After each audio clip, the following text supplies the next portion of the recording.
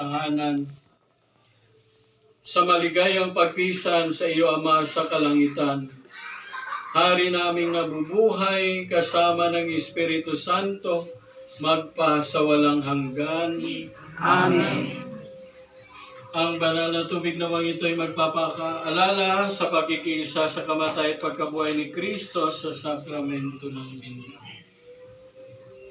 Ngayon ay iikot tayo mula dito sa paligid, sa bawat taas at sa baba din.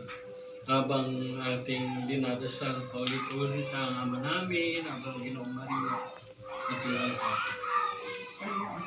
Assist mo ako, ikaw maglagay ng tubig sa mga... Wala kang may bibig na pangsalin. Kasi ito nababasag yung tubig. Na pwedeng maliit lang ang bibig.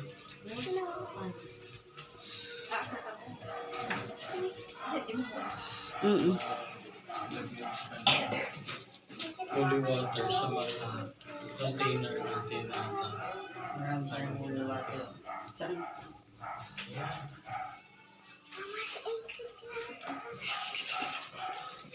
Pero maingay pa sabi ng